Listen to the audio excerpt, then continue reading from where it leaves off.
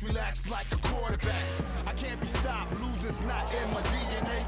I train hard, I had to do it the fast way. Superhero in the flesh, girls love me to death, cause I'm a top prospect with special effects. Man, I love to play, hey, hey, like every day, hey, hey, hey, yo, my team, yo, we never go away.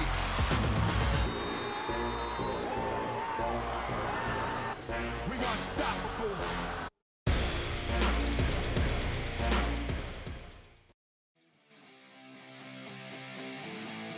We are coming to you from the brand new Schumann Family Indoor Practice Facility at Ball State University in Muncie, Indiana. Today, the journey towards a dream of playing in the NFL begins for 5 Ball State players at Ball State's NFL Pro Day. And with that, we say, what's up? Ryan Klimcak alongside the 2-time academic All-MAC and current Ball State cornerback Bryce Cosby. Bryce, first and foremost, a pleasure to be with you here today. Likewise, Ryan. I mean, what a great day here on Friday. We've got, some great athletes here partaking in this indoor facility that most of them is their first time, being back in Muncie, being able to showcase their skills in front of these scouts today. So just like you said, I'm eager to see what goes down today, and I can't wait to see these guys showcase their abilities. Well, you've been these guys' teammate for the last couple of seasons. What do you think is going through their minds from the moment they woke up to the moment they're about to take the field here? Well, essentially, today is game day, simple as that. Today is game day, so mentally, whatever those guys needed to do on game day to get themselves prepared and ready for the moment is what I envision they'll do today. They've all been in their respective areas all throughout the country, spread out training for the past couple months to prepare for this moment. And, today is the time to put that to the test. So we'll see how this goes, and like I said, I'm anxious to see how these guys do. Speaking of anxious, is there an event or a drill, I should say, that sticks out to you the most, that you're most excited to see? Is there a certain player and teammate you have that is you're sort of most excited to see so far here today? The commentating side of me wants to say every drill, but with the football player in me, I can't wait to see the 40-yard dash. Honestly, that's what I'm looking forward to. And then for a player specifically, I really can't wait to see what Caleb Huntley does today. I feel like he's walking in here today with a chip on his shoulder. He has a lot to prove, and I think there's a lot of presumptions about him as a player coming into this pro day, and I think he's got a lot to prove in terms of, his pure speed and athleticism and what he has to bring to the table outside of him being a power back. And we can see a lot of the NFL scouts starting to file in here in this brand new indoor facility that we've talked about so many times already. What do you think they're going to have their eyes on here today? Well, there's a lot of physical and mental things that I think go into today. Physically, I think it's a chance for the athletes to put on their sheer athleticism on display. Skill is what got them here. But today, between the 40-yard dash, the broad jump, it gives you a chance to display sheer athleticism, speed, change of direction, things of that nature. And then from a mental aspect, with the scouts running this, it's their first chance to be live in action with the athletes, hands-on, being able to see them in action outside of film and maybe if they were to come to practice. But, are they coachable? And, how are they going to deal with the pressure? Because, if we're being honest, there is some pressure today. This is pretty much your last push to sort of up your draft stock before the draft here in late April. So I'm anxious to see how this goes. And in terms of just sort of the teammates that these guys are, I know obviously we'll see their physical talents on display here, but what can you say sort of about the teammates they have been to you throughout the last couple seasons? Obviously we have a phenomenal story, starting back in 2017 with everything we went through that year, leading to this past season with COVID and everything that happened in 2020. We were fortunate enough to win a MAC championship and a bowl game. So to say that the bond is there is an understatement. We've been through a lot together, and, it's honestly surreal seeing, this come full circle and seeing these guys now be able to put their talents to the test for these NFL scouts. It's a great feeling. Guys I came in with, and we've had a lot of great experiences together, and I couldn't be more happy for these guys. Should be very fun to see. There's definitely no doubt about that. And we have a lot of special guests joining us on the air here as well. Ball State head coach Mike New is coming up in just a few minutes. Let's take an inside look at sort of Coach New and what it's like playing for him. What is Coach New like? What's Coach New like? Coach New is he's energetic. Coach New is a unbelievable guy, great character. Coach New is as genuine as they come. He's a father figure to me. He's a guy I look up to. He's passionate. Like the first word that comes to mind when you're like, what's Coach New like? I'd say he's passionate. He's so passionate about not only football, but Ball State in general. One of the main reasons that I came to Ball State was him. He's just a really down-to-earth guy that, cares for all of us, and he's just an overall great guy.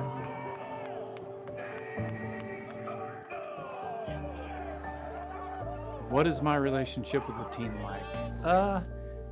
I'd like to think it's great. I take a lot of pride in that, try to approach every day like it's a family atmosphere. I'm the youngest of 8 kids, and so one of the things I've tried to always talk about is how much family is important to me, and so I try to treat all of our guys on our team just like they're my son. He told me first thing, like, when you graduate from Ball State, you're going to be one of my family members, because once you graduate from Ball State, you join a brotherhood that not very many people can say they've done. So that just goes to show that, like, his relationship with his players is he's going to treat you like a family member, but once again, he's your coach who's going to hold you accountable for your actions. I feel like me and him kind of were very similar.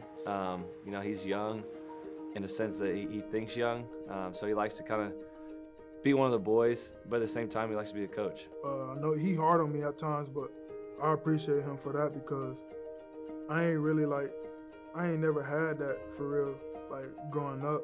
So my dad, he was a hooper, so being able to have someone that knows the game, Coach New is that guy, and he tells me things I need to work on and stuff.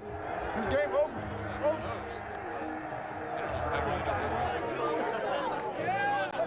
Our team chemistry, that all started with Coach New too. I've been asked this question a lot, but the chemistry on the team is so much different than what we used to have, and I think it's just more like everybody sees each other as equal. When we first got here, the chemistry with the team was kind of broken up. You had certain cliques here and there, and you had friend groups here and there, and Coach New came in and fixed that kind of right away. We started a program called Triple H. And it's called Hero, Hardship, and Highlight. You talk about who's your hero in your life, what was a hardship in your life, and what was a main highlight in your life. We don't know the hardships they've been through, and hearing some of the hardships that some guys have gone through, it opens up. Seeing guys go up there and open up, big tough guys go up there and open up about some hardships they've gone through, and it lets guys connect and they can relate. Some guys can say, I've been through something like that, and it made it relatable. Coach New makes us go through a family atmosphere, so you treat everybody like your brother.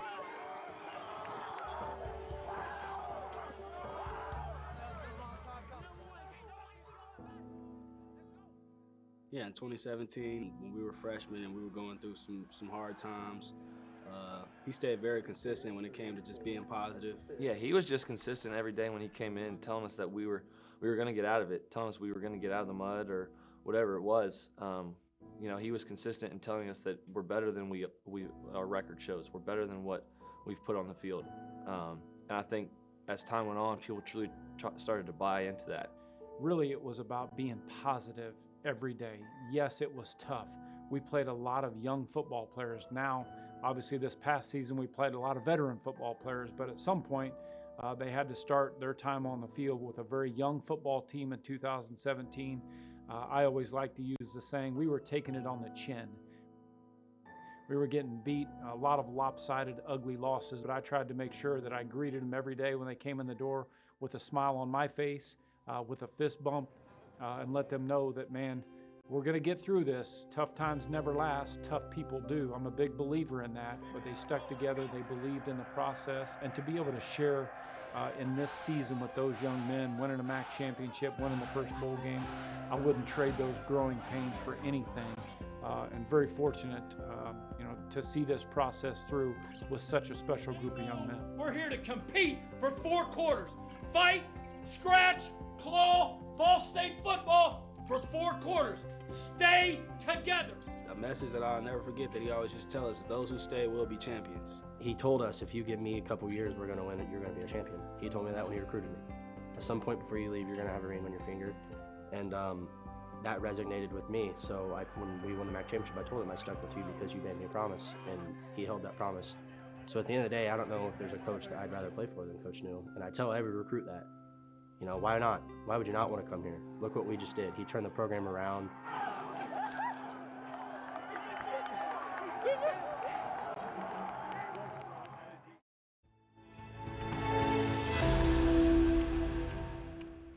And we are now being joined by Ball State University head coach Mike New. Coach New, thank you for joining us here. Well, thanks for having me. I'm not sure I was ready for that on a Friday morning there, but a lot of moving moments right there. I'm not sure if everybody had a chance to see that, but a lot of special moments right there. And especially towards the end of that clip, I know it showed some of the moments from that memorable season last season. You two obviously know a lot about that. What were some of the moments that really stood out to you the most en route to winning Ball State University's first bowl game? I just think doing it with this group of guys that came in, they trusted the process, they trusted what we were trying to build each and every day, and they stayed together. That's certainly not easy to do, and that the credit goes to these guys, these young men, for staying by each other's side, because they could have made a different decision a few years ago, and they didn't, because they saw something in each other that they wanted to stay together and stick together through the process, and to be able to win a championship together and enjoy that moment on the field. It's indescribable. Both the scene at Ford Field, even the scene here at Schumann Stadium to win the MAC West, the scene at Ford Field, and the scene at the bowl game. Those are once-in-a-lifetime memories, and those will carry and last with us forever.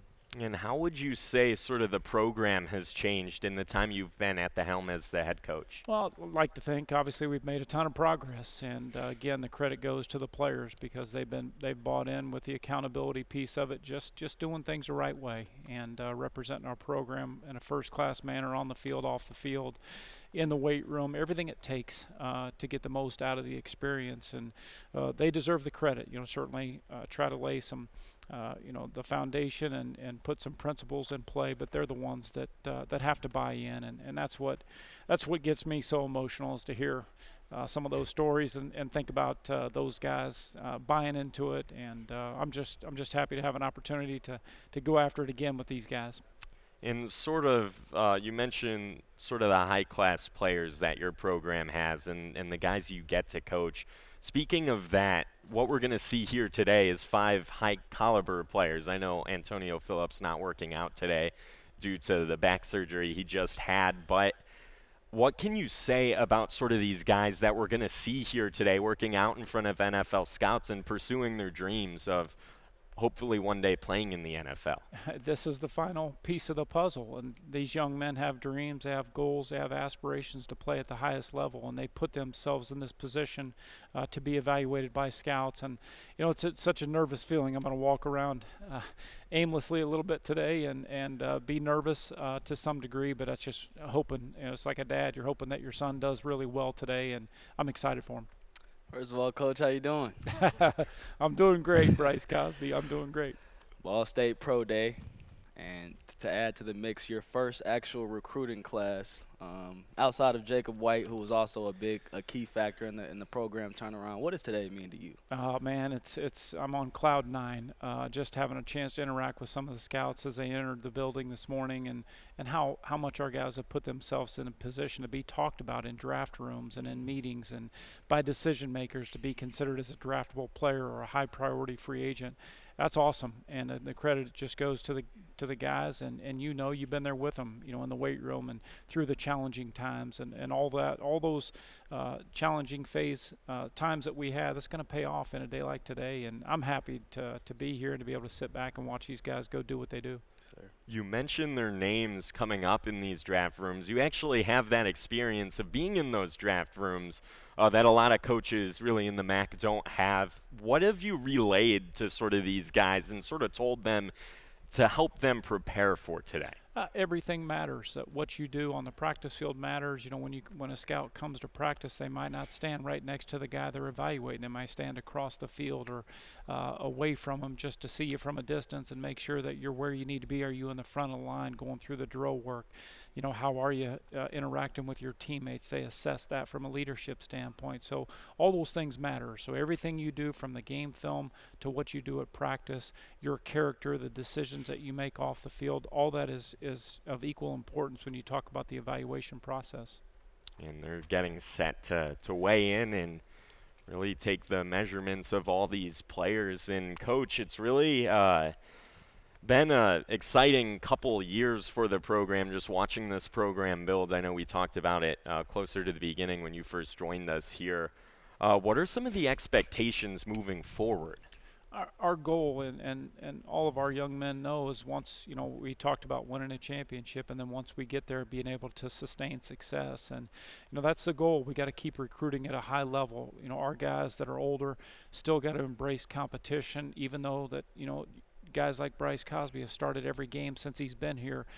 He still comes to practice every day with something to prove, and he's on edge, and he's trying to get better each and every day. And as long as you have guys like Bryce in your program that attack that mindset, and iron sharpens iron, and they want to continue to get better at all the details, we're going to keep making progress. And and then you're sitting in this indoor facility right now, and I've walked around every part of the facility, inside and outside, and just kind of asking myself, just telling myself, I can't believe it.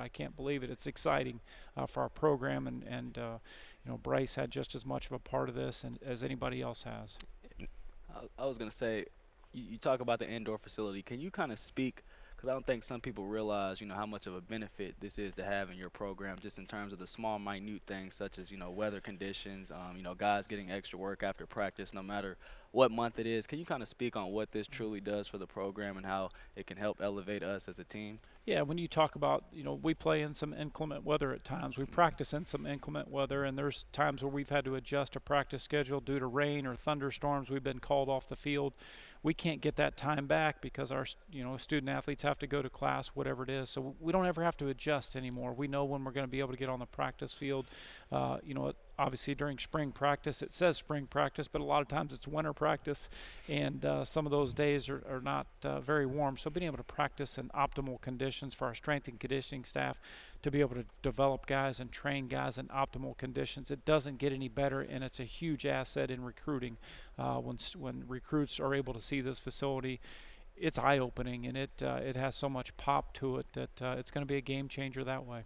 And speaking of sort of these players again, to focus back on sort of today and what we're going to see today, how have these players sort of helped shape the program as a whole throughout your time here? Bryce mentioned a lot of these guys came in your first recruiting class. How have they sort of embodied what you've wanted these guys to learn? Well, they changed everything. They changed the program in terms of just the culture of our program, and being bought into just doing business the right way, going to class, being at study table, making sure you're taking pride in the classroom, being accountable, being where you're supposed to be when you're supposed to be there. These guys have done all that, and they stayed positive through the challenging days, and it paid off in a championship. And so they've set the foundation, but they've also continued to work on it day in, day out. The young guys that come into our program, showing them how to do things the right way, because a coach can communicate with them, but there's nothing better than to having an upperclassman take you under his wing and show you how you do things the right way.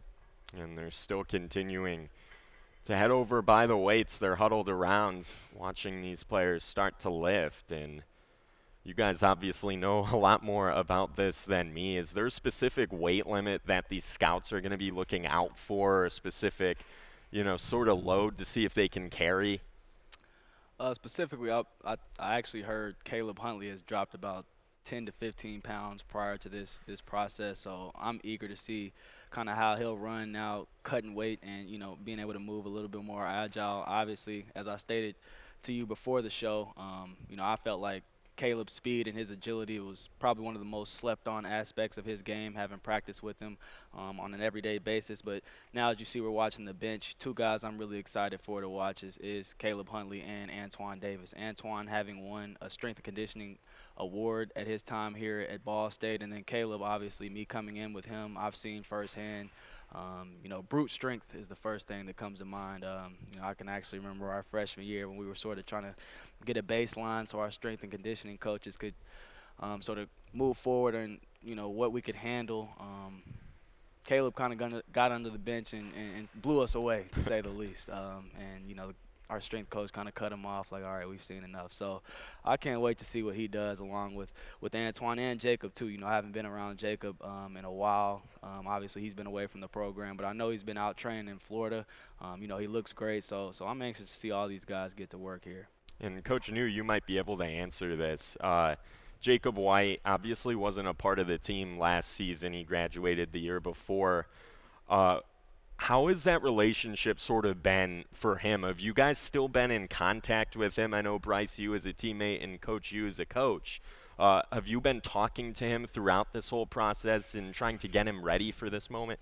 So obviously he trains, during the season when we were doing our thing. I had a weekly phone call with he and Danny Penner, and Jacob's so proud of these guys, and certainly he helped us get to this point where we're at as a program and as a team, and to see these guys have success. He was so proud as well. And so a year ago, unfortunately, due to COVID, we weren't able to have a pro day here. A lot of those got canceled a year ago, and so Jacob wasn't able to have that. We have some other guys that were in that class, but fortunately they've signed with teams in the Canadian Football League, or they've signed with NFL teams. So this is a great opportunity for Jacob, and he's worked tirelessly, to still continue to get better, maintain his strength, and his skill set at his respective positions. So I'm excited for him today, and I know how much he loves the game, and he's hoping to continue and get himself an opportunity. Something I know Bryce mentioned to me before we went on the air was sort of how much of a leader Jacob White was throughout his time here as a Ball State Cardinal. Was that something that sort of existed right away the moment he stepped in to be a part of this program, or was that something that sort of developed over time? I would say, from the moment I talked to Jacob, it was evident that he was the leader in the locker room. I would say guys like him and Danny Penner are the unsung heroes of this whole championship thing. They made the sacrifices and kind of paved the way and showed us as younger guys at the time what it took and the sacrifices that were needed to be made in order to get to where we wanted to get. And, Jacob, as I stated, he's a guy that truly just eats, sleeps, and loves football. There's no doubt about it. A quick story on him. Midway through his senior year, he actually picked up the skill of long snapping throughout through the middle of the year. Him and Joe Greenwood, who was also here participating today, he'd be in the locker room before practice, getting tips and tidbits on how to long snap from Joe, which was, pretty surprising to me, just because he anything he could do to make himself more valuable as a prospect to the NFL, he was willing to do it. I saw him after I lifted the other day. He was out there running routes as if he were a fullback. So Jacob, he's a guy, if you get him in the locker room, he's willing to do whatever it takes. He just needs his foot in the door. So there's no doubt in my mind what he's going to bring to the table if he gets his opportunity. I'm just glad, like Coach New stated, he's able to get this opportunity. COVID took it away last year, and now a year later he's back again, ready to showcase what he can do. So I'm excited to see this. And I know, Coach, we kind of talked about you being in the NFL rooms and sort of knowing what this process is like firsthand. How important is versatility while we're on the subject? Well, it is. You see a lot of guys over the years that have played one position in college, and they project them to be at another position in the NFL based on size. And, in a guy like Jacob's case, having an unbelievable career here as a middle linebacker, obviously he's got a background like a lot of guys do, playing both ways in high school. Maybe that doesn't happen quite as much in college. So it is an opportunity. If somebody certainly could have some interest in him and look at him at the fullback spot, because that transition has happened in years past with guys going from college to the NFL. And you can hear it's getting a little bit loud in here. Guys trying to root each other on in the weightlifting portion of today. If I'm not mistaken, Antoine Davis is I think he just hit 15 reps of 225. I don't know if my count might be off, but if I'm not mistaken, I think Antoine Davis just got 15 reps on the bench. Now we're here to see Joe Greenwood, long snapper. And sort of Jacob White, I know a couple of these guys we're seeing today played multiple sports in high school. You can speak to this, I think, as a coach. How does that sort of help these guys throughout their college careers? Obviously, when you play both ways, you're learning defense, you're learning offense, so that in and of itself from a football intelligence standpoint is going to help you. But it also shows the unselfish attitude of guys, be willing to do whatever you need to do to help your team, and whatever role you think I can play to help our program the best. And a lot of that is what you love to see from guys attitude-wise coming out of high school. So that was Joe Greenwood, who was lifting for this Ball State Pro Day, the weightlifting portion going on. Well, Coach New, thank you so much for joining us. I know your team hopes to run it back next season, and we have a little bit of a SportsLink video. Speaking of running it back, that's sort of the motto, I guess, with all you guys, including you returning, Bryce, trying to run it back. But Coach New, thank you for your time. All right, thanks for having me.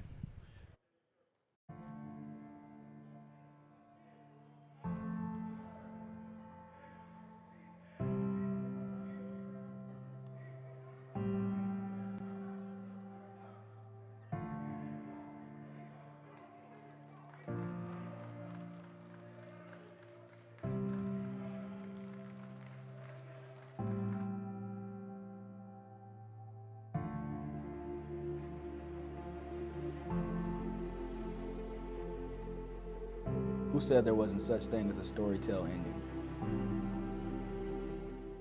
Why Ball State? It's the question we've all been asked. Time after time, year after year. Why Ball State? Here's our answer. Why Ball State? That's a question that has lingered in my head for a while, but I think it's just, I just could not envision myself being anywhere else or doing anything anywhere else. When we won the MAC championship, I told him I stuck with you because you made me a promise, and he held that promise. So at the end of the day, I don't know if there's a coach that I'd rather play for than Coach New, and I tell every recruit that. I have a lot of people ask me, like, why Ball State? And I tell them this is the reason why. All the stuff that just happened this past season. When you think of somebody that really cares for you and is family, they want you to succeed in every single part of your life, not just in football. And I think that's what really got me to, want to join this team. Those guys who were willing to stick through that 3-year span says a lot about them, not only as football players, but as men, as character. A message that I'll never forget that he always used to tell us is those who stay will be champions. To be able to go win a MAC championship and win the first ever bowl game and do that for my hometown, like I said, it's the greatest decision I've ever made. I chose to come here because I could see some success in this program. We've turned it around and we did it. We did something that nobody thought we could. I was willing to do whatever it took to help be a part of the change when I came in, and the rest is history. It's one of those things I can't explain, but like if you were to write a book, I feel like it would be like this is the dream ending. History has been made. We showed why we belong. Now it's time to run it back. We've tasted some success, and now we're hungry to repeat that success. We want a taste of it. We want more of it. So how do you get more of it? You go back to work. Winning is contagious, Once you experience that taste of winning a championship and that you have an opportunity to do it again, I think that can be very appealing.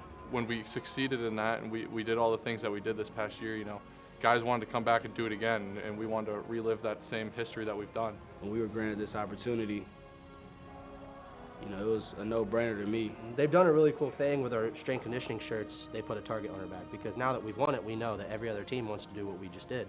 So they're out for us. I just feel like give it another go.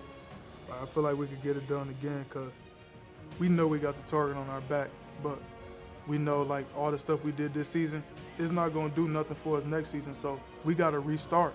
I saw something here that we could turn it around. That's what we did. But going forward, what I want to do is build a dynasty. We're not going to be underdogs anymore, and we got to get comfortable with that.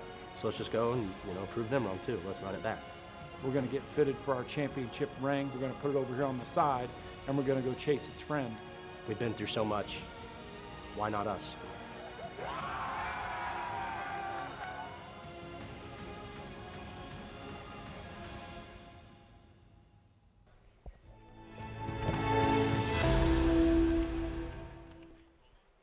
And we're back at Ball State's NFL Pro Day here from the beautiful new indoor Schumann practice facility, the Schumann family practice facility, I should say, now being joined by defensive coordinator and inside linebackers coach Tyler Stockton. Coach, thank you for joining us. Oh, absolutely. Thanks for having me. And what does this mean to you? We talked about it, I know me and Bryce did with Coach New just a short time ago, just sort of what it means to him as some of these players, Coach, seeing them work out and try to go for their dreams of being in the National Football League. What does it mean to you to have been these guys' coach for a couple years now?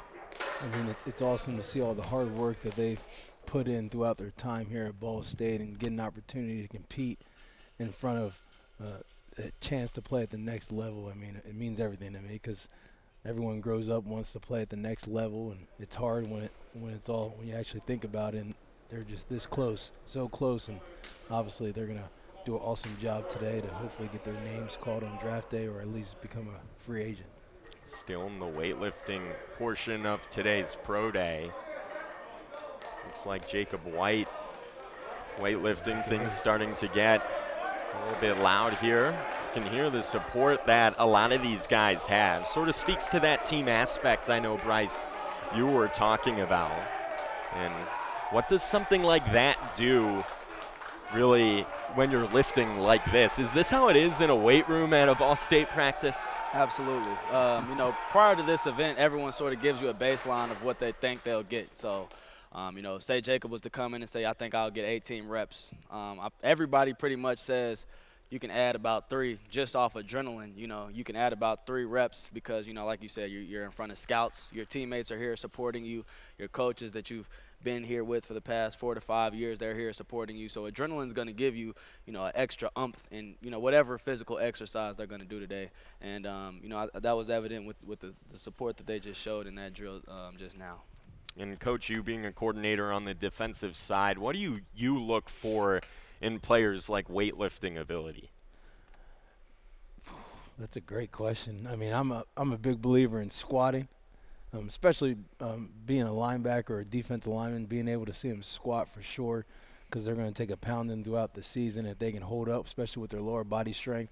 And a big thing really for the back end guys, how explosive they are, maybe doing hang cleans and all that stuff. But I don't put too much into the weightlifting. I want to see guys on the field, and that's Coach Armour's job to get them stronger when it's all said and done. Speaking of the field, coming in 2019, your first year at Ball State, you were the linebackers coach. Having that experience with Jacob White, can you kind of talk about the physical presence he was on the field and, how he was able to take that next step and elevate our defense in terms of run defense?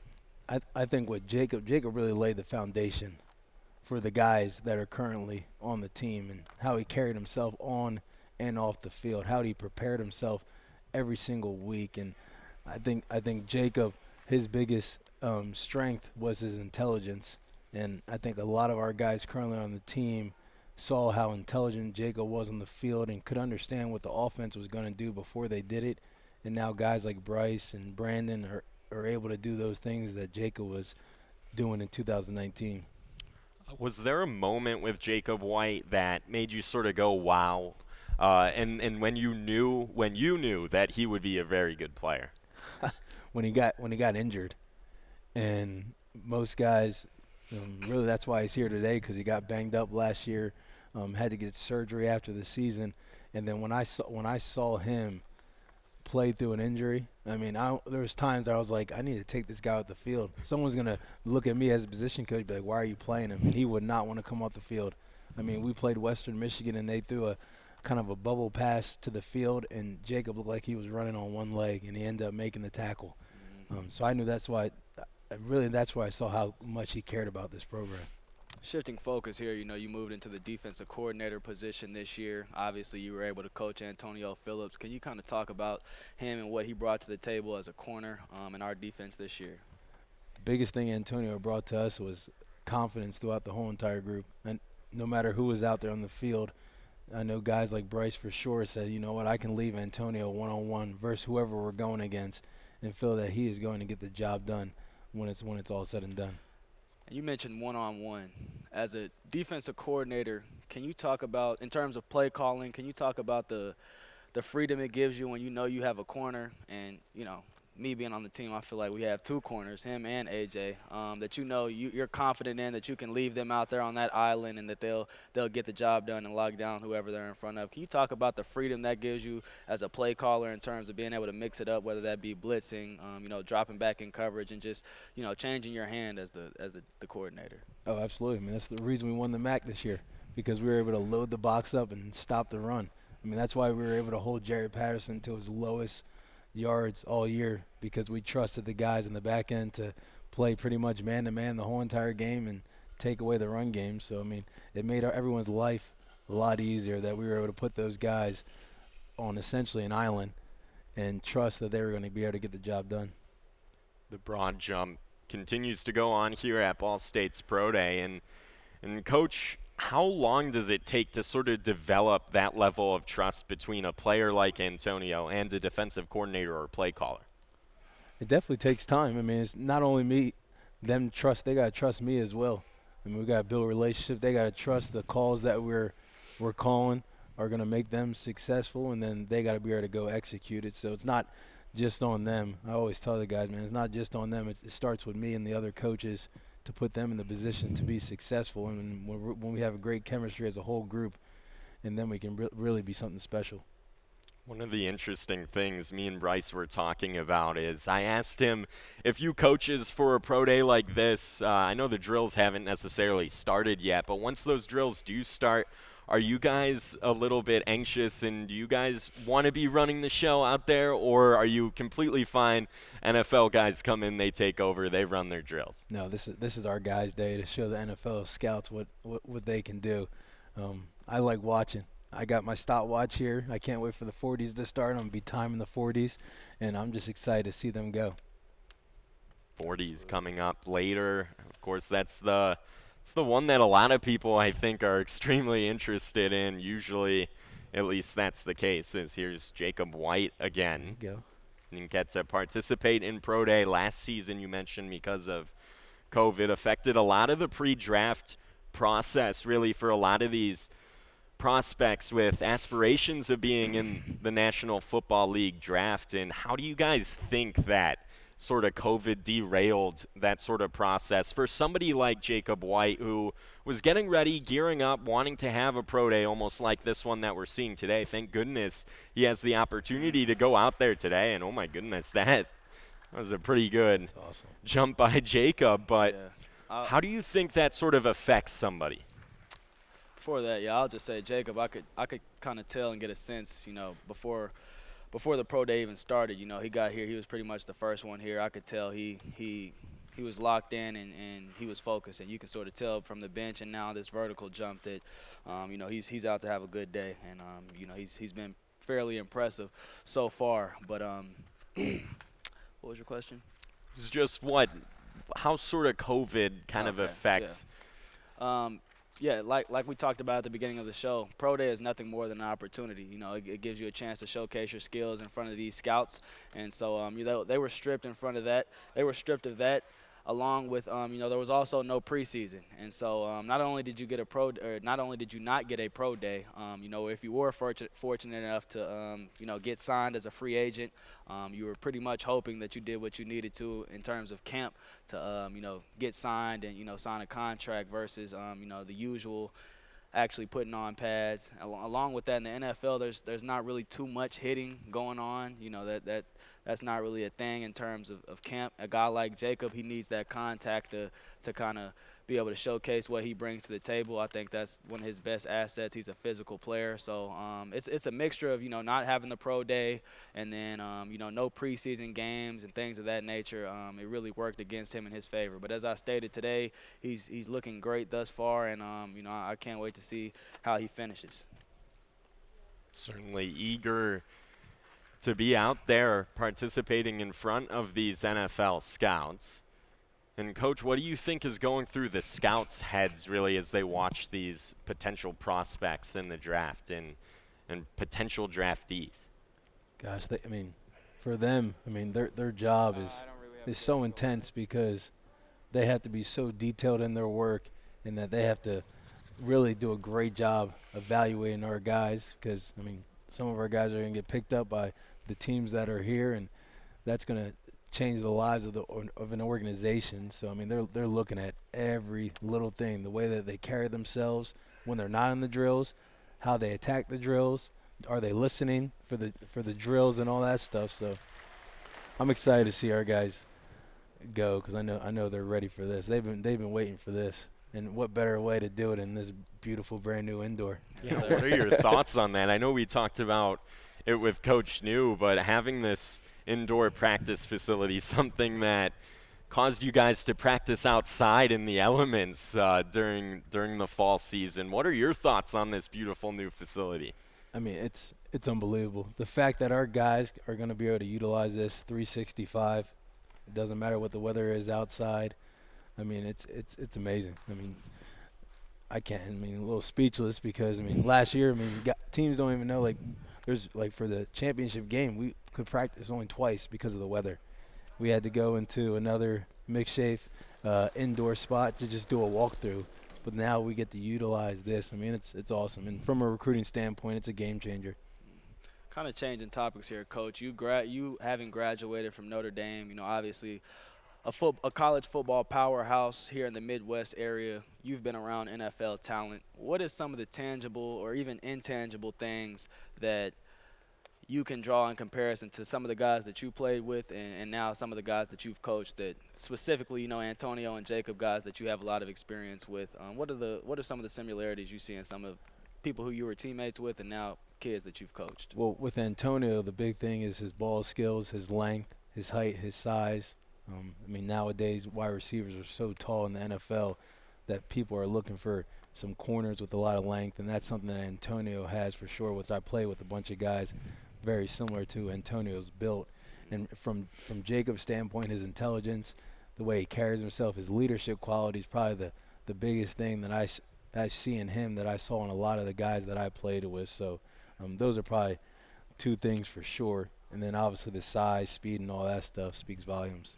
And speaking of Antonio Phillips, who you guys were talking about, where do you think he fits in most in an NFL roster? Do you think it's different than what you guys had him in here in college, or do you think it'd be the exact same? I mean, he can really play wherever. For any team, he can play all four positions on the defensive back. He can transition and potentially be a safety as well because of his size. He can cover slots and be a nickel guy. So, he has a lot of flexibility, potentially where he can go at the next level. And what was sort of the moment with him that made you go, wow? I know I asked you that about Jacob White. Was there a specific moment with Antonio Phillips where you just went, man, that guy's good? Gosh, 2019, his hit versus FAU was awesome. But I think what changes my opinion on Antonio Phillips is what he has to go through off the field and how he's battled back from so much adversity, because I think that's why he's here today, because everything that he went through off the field made him the man that he is right now and pushed him to get to the opportunity to potentially be drafted. Certainly a world-class player and a world-class athlete. The ceiling is the future for him, really. He's got a bright future ahead as he continue to jump in front of the scouts here. A lot of supporters from the Ball State Cardinals team. Well, Coach, we'll let you go and enjoy the rest of this pro day, but defensive coordinator Tyler Stockton, thank you for joining us. Oh, absolutely. Make sure you'll be here for next year's pro. It's going to be a zoo with all the guys we got coming back. Oh, yeah, run it back too, right? Run it back. Well, thank you, Coach. Thank you. Appreciate it. That was defensive coordinator Tyler Stockton.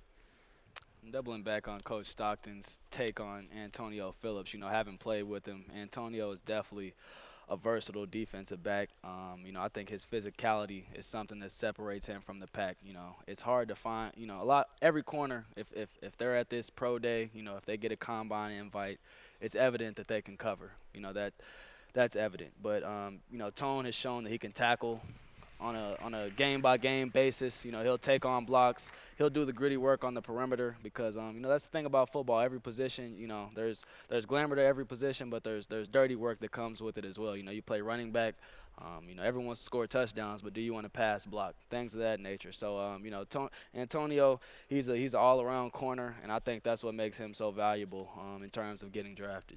Again, Antonio Phillips actually not working out here today for this pro day, but certainly has a lot of eyes on him in terms of NFL attention and NFL scouts. What's he like as a teammate? I know he was over here before the show sort of talking to us. What is your guys' relationship like? Obviously, me and Antonio, that's probably who I'm closest with. a corner and a safety's relationship is unmatched. So, you know, me and Antonio, we had to take the bumps and bruises together. But I think together we both saw each other's games elevate. And so, you know, through that, there was a special bond created, and it's something that I'll cherish for a lifetime. They're getting ready to move to the other drills here at the Schumann Family Indoor Practice Facility. Just getting set to participate in the drills portion of today. Just writing down all the measurements and taking all the measurements of all these players. A decent amount of scouts, too, in attendance today. We weren't sure on how many there were going to be, and really seeing how many scouts there would be. So we'll see what comes up next here in this NFL Pro Day. We will take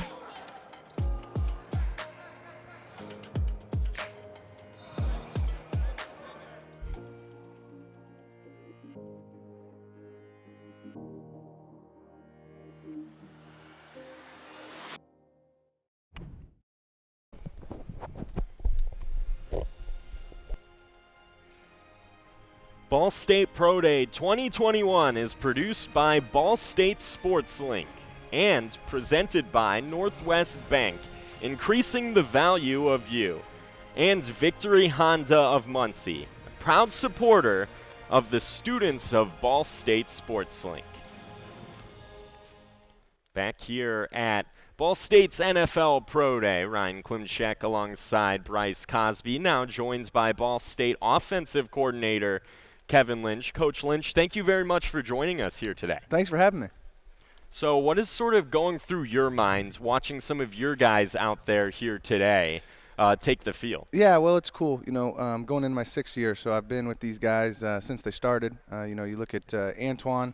I actually recruited him when he was coming out of high school when I was at a different school, so I knew him from one of my time at University of Indianapolis, and then when he transferred here, I've been with him his whole time. And then with Caleb, you know, I coached him as a position guy and recruited him. So to see him get to this point and have the career both of them had, really excited to see how they do, and I know they got bright futures ahead of them. Starting with Antoine, you talked about your experience with him. You know, me being on the team with him, you know, I looked at Antoine as that security blanket within our offense. You know, a sure-handed receiver, and I would say, you know, that's kind of an overlooked and people sort of assume receivers are just supposed to catch the ball, but, you know, Antoine is making those catches in traffic on a down-to-down basis. So can you tell the comfort he gives you as an offensive coordinator? Yeah, he is an unbelievable ball skill guy, pass catcher, great body control. But what you said there, I mean, on third down, he made more third down catches for us this year than anybody. Right. And really, just through his career, he's been as consistent as a player as we've had here. You know, came in as a walk-on and really built himself up and earned the scholarship. But by the end of it, you know, he was as good as anybody in this league. And we were fortunate this year that we really spread the wealth between 3 guys. But third down guy, there was nobody better than Antoine Davis in our league. Exactly. And moving on to Caleb Huntley, you know, as I told Ryan before the show, I think one of his slept-on aspects in his game is his speed and his acceleration. You know, obviously we all know Caleb for running through tackles, running through defenders, but you know, I don't think you amount that many touchdowns in a career without some type of breakaway speed. Can you talk about the speed aspect that's in Caleb's game that I feel like is overlooked? Well, one thing about him is just his burst. You know, his 10-yard burst, his 20-yard burst is there's not many people better than him. I can promise you that. I don't know what he'll run a 40. It'll be better than people think for sure. But you're talking about a thick guy that's a big back, a power back. One thing I think that's also underrated in his game, he's a good pass catcher. He doesn't have a whole bunch of stats from us in college of being a pass catcher, but you also got to be smart with a guy like that rep-wise. So he couldn't play 80 plays a game. He'd tire out. So not that he couldn't be in there on third down at times, but just kind of from a philosophy standpoint or what we were trying to do game plan-wise to keep him fresh, we didn't always give him those opportunities. But I think that's something that he'll really showcase here today, that he's an all-around back, and he's gonna open some eyes. Anyone who asks me about Caleb, the first thing I mention is the way he practices. Yeah.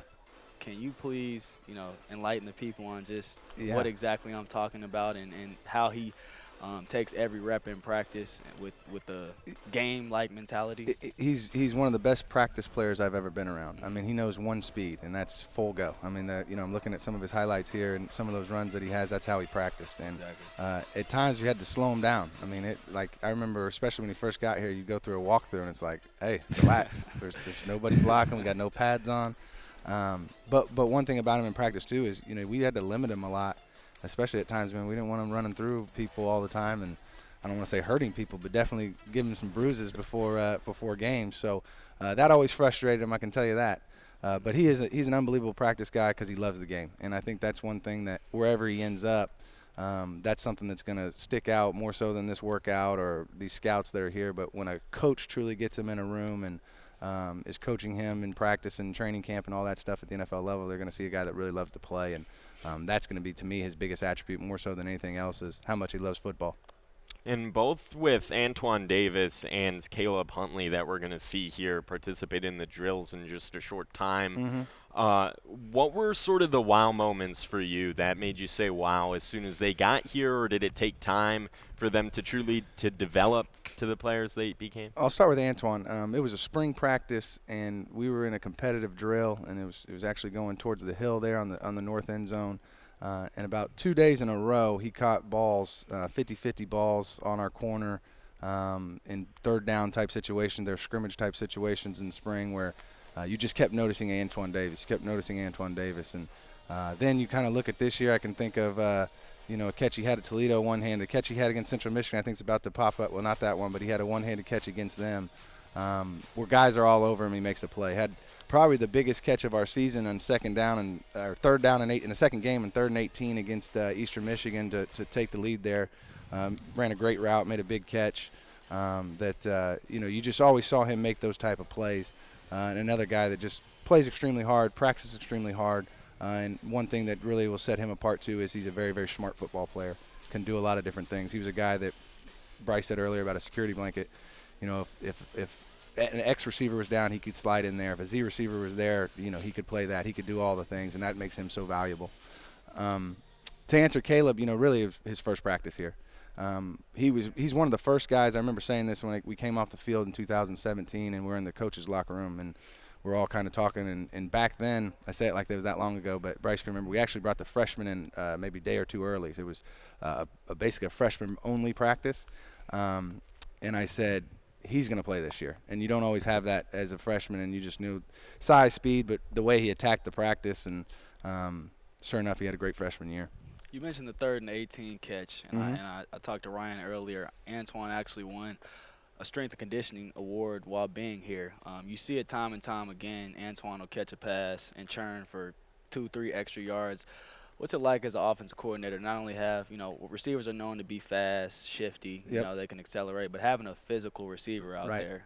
Well, I think that's as important as anything. I mean, one, you look at him because maybe he's not going to make a bunch of guys miss, but he runs through tackles like a back. Right. And we throw him a bubble. I think I saw one on there.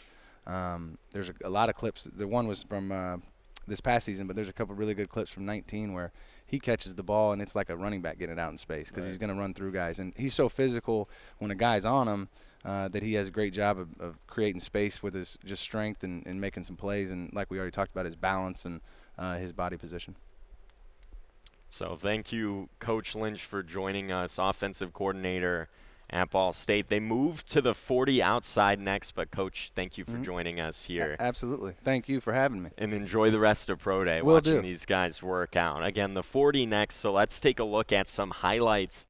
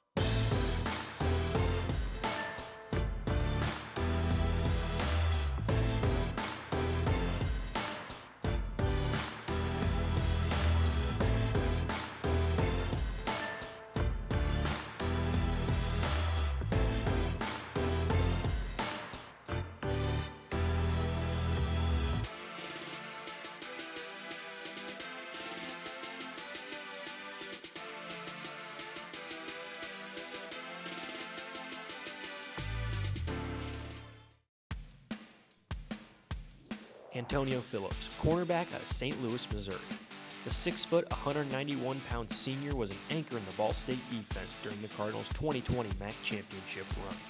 Phillips was a second-team All-MAC selection in 2020 and a 2019 first-team All-MAC selection.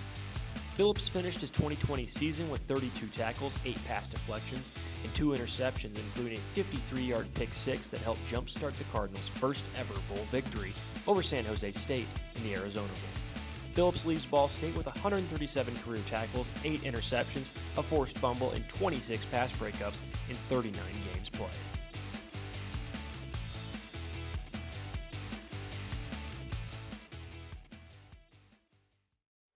And we welcome you back here inside the Schumann family indoor practice facility. They were outside running the 40s.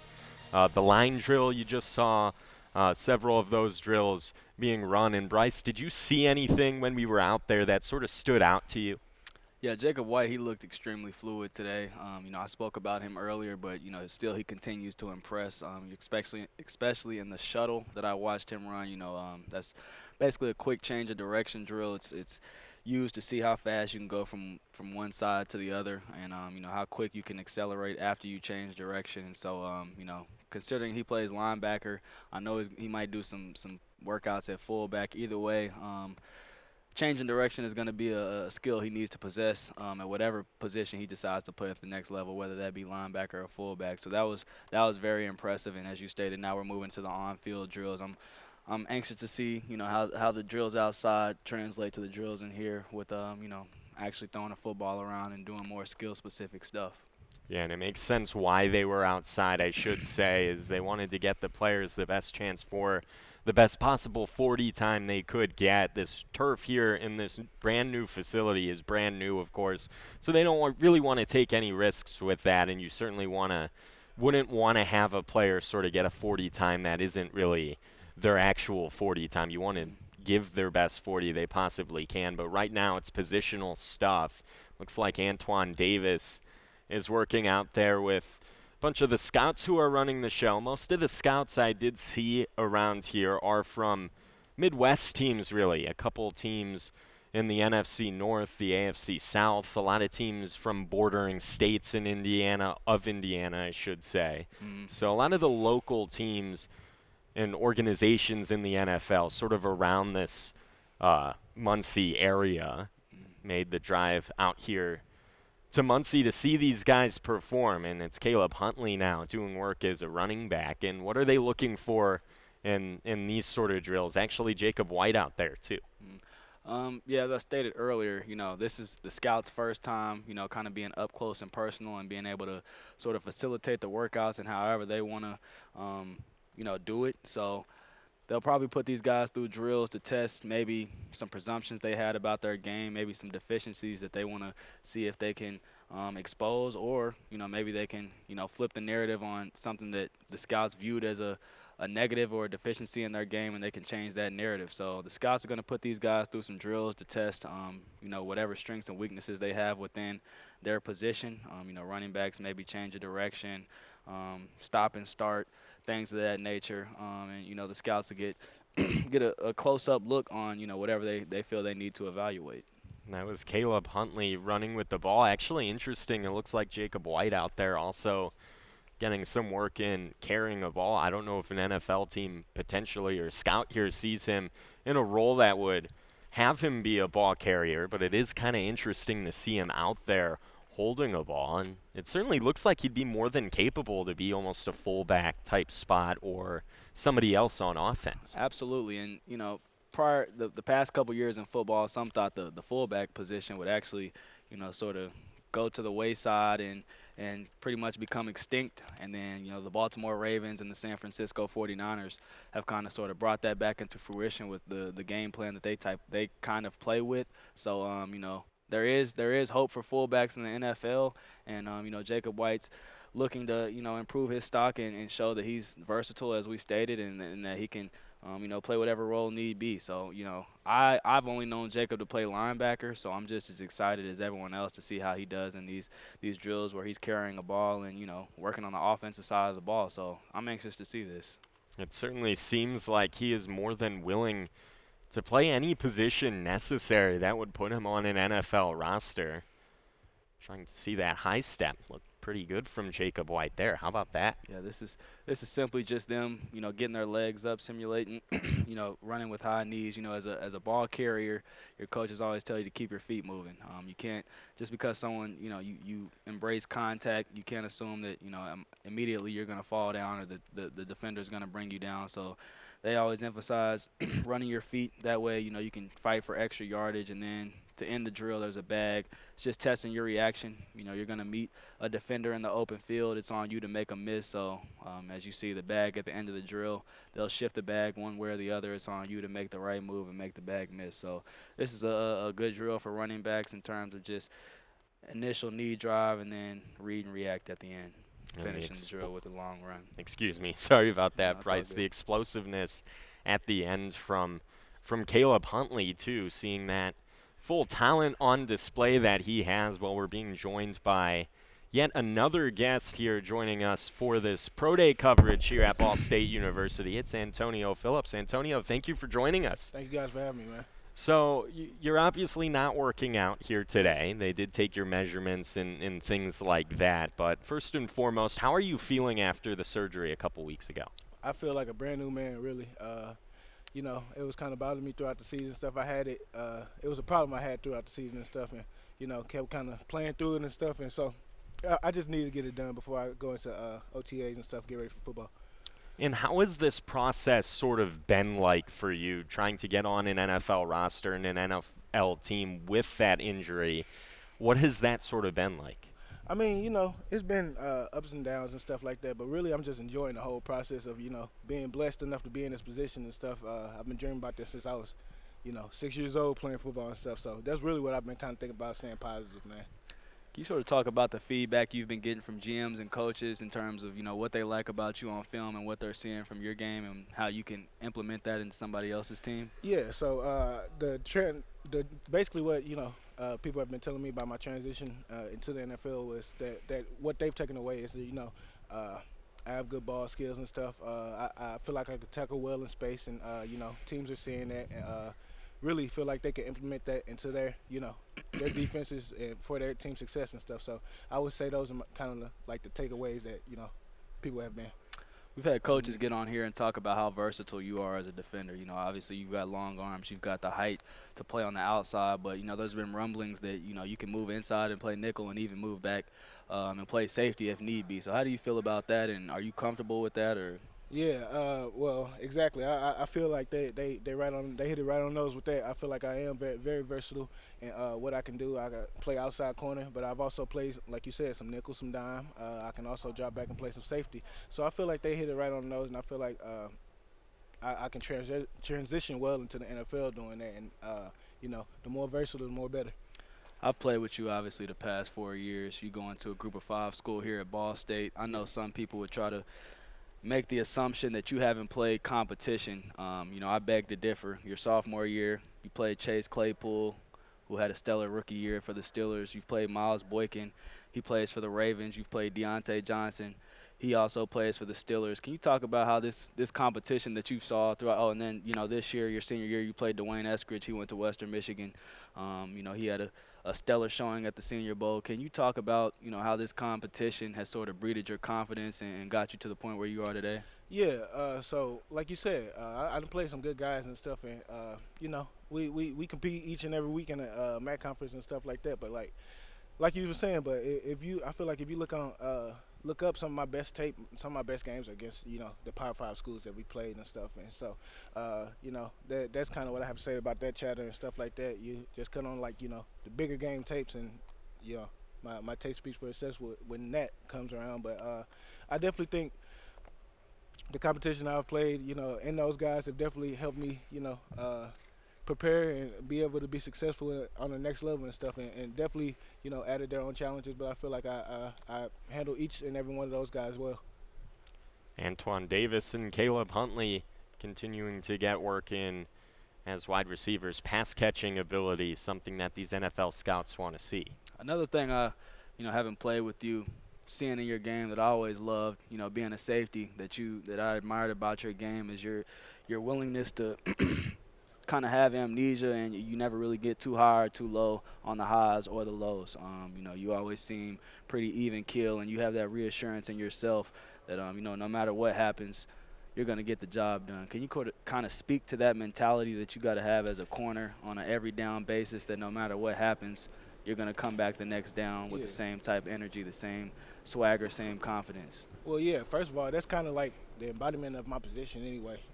Corner, DB in general, every play is not going to be your play. Everything's not going to go right. Like I said, everything's not going to be your play. So you got to have that quick reflex, forget about it and stuff. I like to say I forget about the play and, it's next play, move on to the next play. But at the same time, you got to keep it in you to where, you know what happened and stuff, and you know how to fix it and stuff, but it got to be a quick reflex and forget about it and stuff so you can move on. And I think I do that. For me, what separates you from the pack is the physicality you bring on an every down basis. I know your presence out there alone eliminated a lot of perimeter stuff, which is pretty much the football game today, whether that be bubble screens, jet sweeps, your ability to get off blocks, things of that nature, taking on, pulling offensive linemen. I've seen you do it time and time again.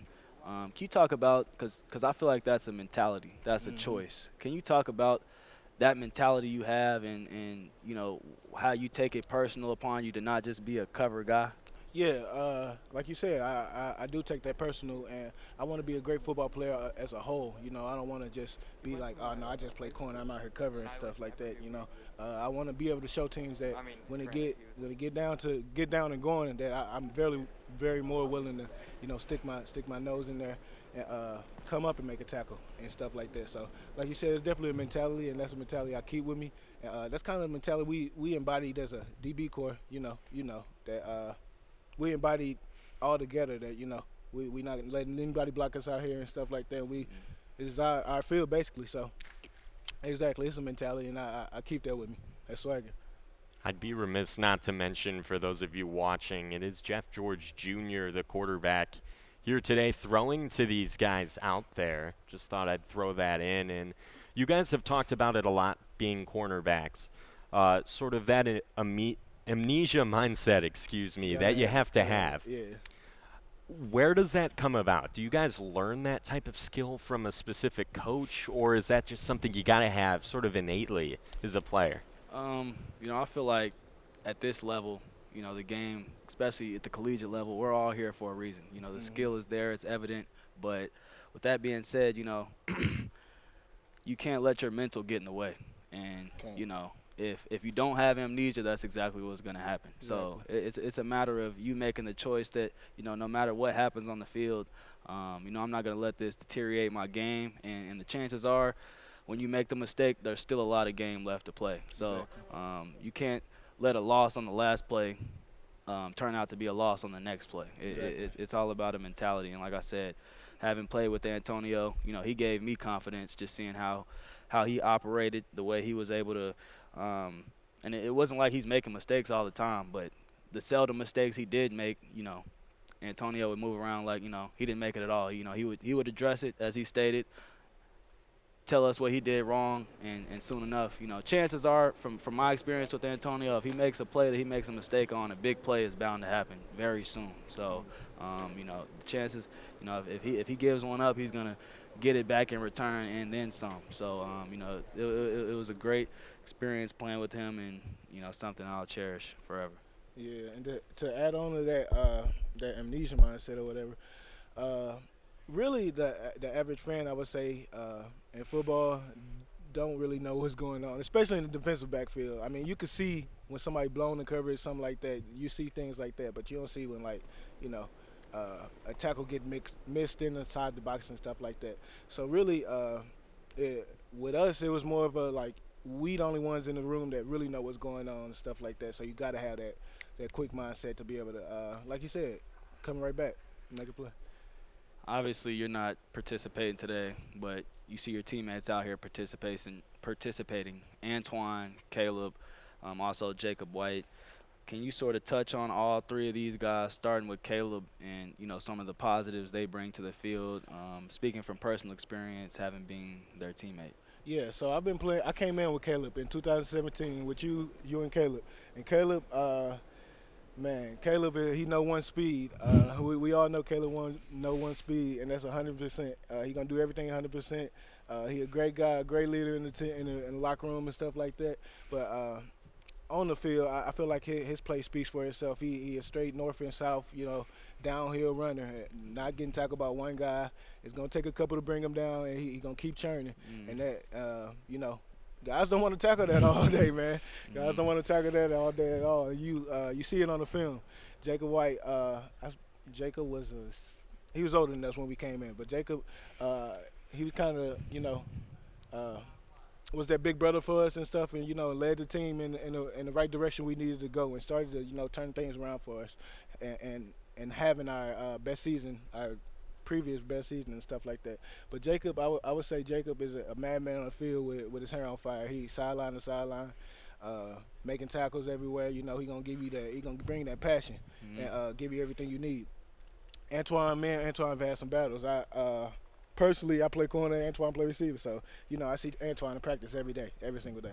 So Antoine has got me so much better over these last 4 years, and, you know, just making tough catches, contested catches, and that's exactly what Twan gonna do for you. You throw that ball in there 50-50, Twan's coming down with it. So it ain't no 50-50 when it's going to him. You can almost guarantee that. And Twan, he just gonna keep that swagger about him and keep it churning in, man. They all great guys and stuff, and I feel like they all doing pretty well out here also.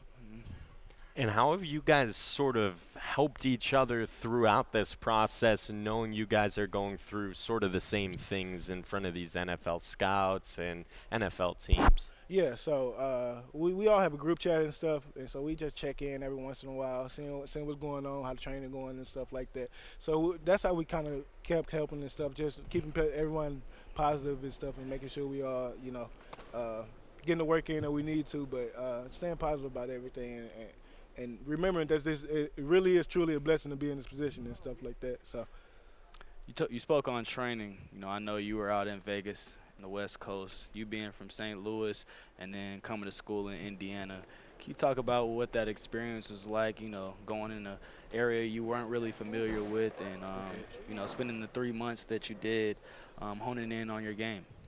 Yeah, my fault. Can you ask that question again? I was watching. Okay. No, you're good. Being in Vegas, can you just kind of talk about what that experience is like during your training, and you know, being in an area you weren't really familiar with out in the West Coast?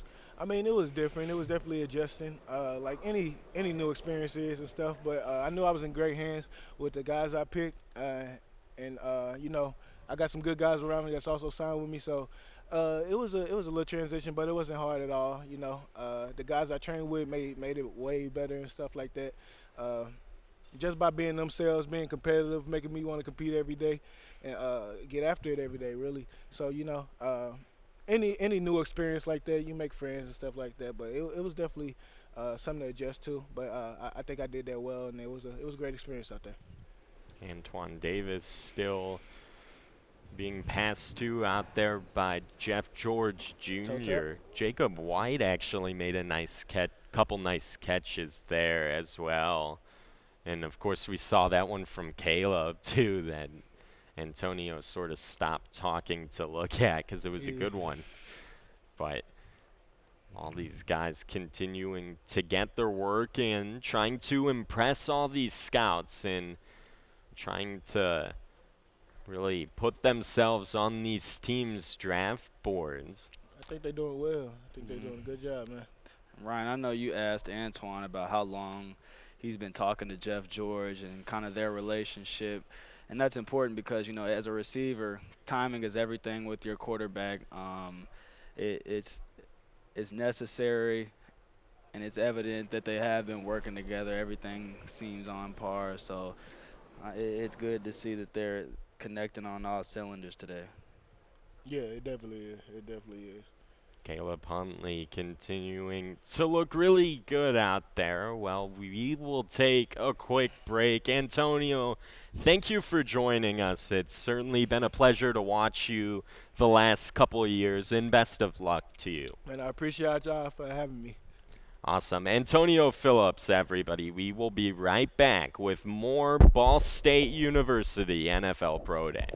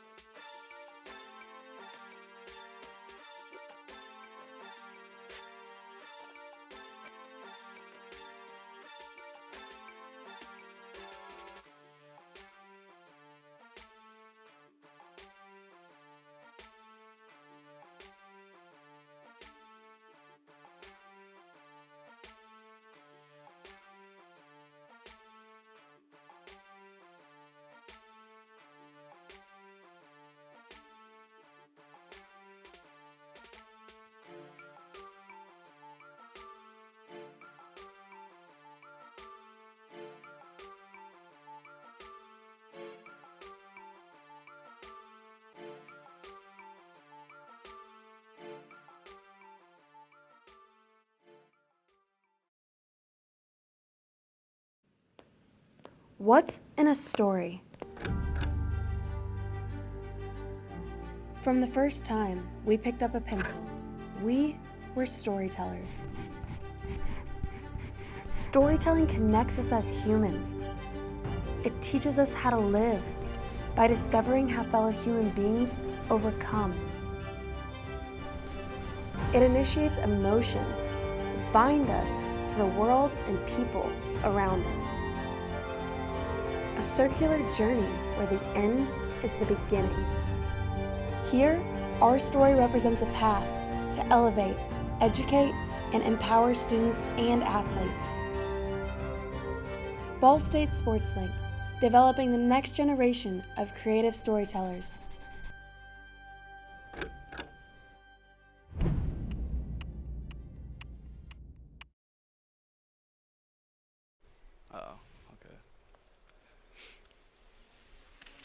We welcome you back to Ball State University's NFL Pro Day from the brand new Schumann Indoor Facility. How about it? It looks really nice. It's been certainly very nice in here. Ryan Klimcak, Cosby, and joined by assistant head coach and special teams coordinator Patrick Doherty. Thank you for joining us, Coach. Glad to be here. Thanks for having me. So what are your overall thoughts on what we've seen so far from a lot of these guys? I know you obviously have been around them quite a bit the last couple of seasons, but what has sort of stood out to you the most? I think all these guys have done an unbelievable job. You can tell of just, eating right, working out, doing the things you got to do to prepare to show well at a pro day. And I think that's really, really shown here today is that these guys are in good shape and ready to go. Is there a specific player that you've seen a lot of today and a lot of growth out of today? I know a lot of these guys have been away from the program a little bit, but are back here to participate in today's events. Is there anybody specifically that has sort of stood out to you in a specific spot? Yeah, they all probably have in their own way. Jacob White probably a little bit more than anybody else, just because haven't seen him with the frequency I've seen all these other guys. But no, they all look really good. And Jacob, I know he's doing a bunch of different things today between catching the ball and snapping and doing some different things. So that's a little different. You mentioned snapping. Outside of being our tight ends coach, you're also our special teams coordinator. For the people out there, I think special teams in general can be something that's overlooked. Specifically, talking about Joe with punting, it's really a technician's job, and there's an operation that you always refer to us as players when when we're talking about punt. Can you sort of speak on that and sort of the minute details you have to follow if you're going to be a part of this punt unit? Sure. Well, I think when you talk about kicking, punting, long snapping, things like that, all of those positions really in the NFL especially have usually one spot on a roster. So the competition is insane. It's one of the most competitive jobs in sports for sure.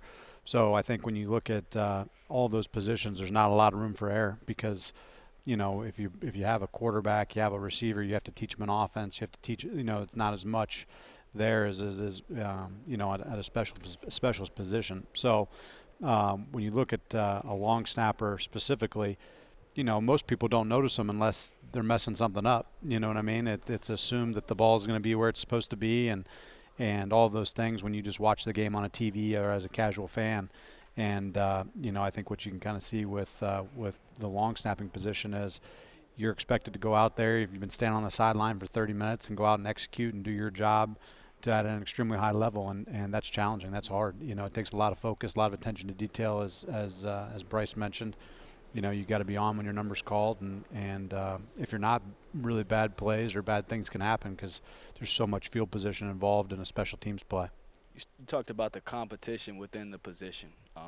We had more than one long snapper on our team, yet Joe was able to pretty much start for his 4 years here. Sure. and build some consistency throughout the position. What was it that he possessed that allowed him to garner that success and build longevity within the program? Yeah, I think Joe is a guy that played multiple positions in high school. He wasn't just a long snapper. That's all he had done. So I think it was a little bit easier for him maybe than a guy that had only snapped. He kind of understood the adversity, playing a different position, playing D-line, playing linebacker, doing some of the things he did in high school. I think that just naturally lends itself to being able to kind of assimilate yourself faster into the team culture and pick up running with the special teams piece of it. But he's obviously a very smart guy, extremely detail oriented, very critical of himself. One missed opportunity detail here, he's in there watching film, trying to fix it and perfect it. He really is, for lack of a better term, or to it's a little bit cliche, but he is a perfectionist and takes a lot of pride in his craft. You mentioned that Joe played a lot of positions in high school. Were you guys dead set on him being a long snapper from the moment he arrived? And in other guys' cases, when they're playing multiple positions, how do you choose which position they're going to play if they do multiple ones very well? Yeah, so we have lots of guys on this team that played one position or another in high school, and then they get here, and we kind of adjust that. In Joe's case, he's, size-wise wasn't going to be an offensive or defensive lineman for us here. So we knew kind of in the recruiting process that he was going to be a long snapper, whereas maybe a little different than several guys on the team who, have the physical measurements that you might look for as a corner or a wide receiver or an O lineman or a D lineman, things like that. So. You talked about guys playing multiple positions, and that's kind of ironic because, as you stated, we see Jacob White out here practicing snapping as well. We've seen him play fullback. Obviously, he played linebacker here. Can you kind of speak to that and sort of how that came about? I know I spoke to Ryan earlier. I saw him sort of partake in that midway through his senior year, sort of getting reps with Joe. But can you kind of talk about that process and how that came about? Yeah, I think anything that you can do, and we talk about this, with guys all the time. The more skills and the more things that you can bring to the table, the more, valuable you are, the better chance you give yourself. So when you're looking at a guy like Jacob, it's just another skill that, hey, if I'm an NFL team or I'm another team looking for a long snapper, hey, this guy's a linebacker, he can long snap. And I think, it kind of lends itself to the position, especially in the NFL, where those guys have to be pretty good athletes. They have to be able to, they have to be able to protect, they have to be able to cover, they have to be able to tackle. They have to be smart and change protections at times and do things like that. Think on their feet, things that you would see from a middle linebacker, things that lend themselves to playing that position in the NFL. So, it's really, when you talk about guys changing different positions, and more specifically, we've had a bunch of guys that, maybe even dabbled in long snapping in high school because they were good enough to do that for their team. So, Jacob had messed with it a little bit in high school, so it wasn't completely foreign to him, but I think very similar to what we saw last year with Danny Pinner, who played tight end and then moved to offensive line and played tackle, and then, now is playing center and guard in the NFL. The more things that you can do, the more valuable you are and the better chance you give yourself.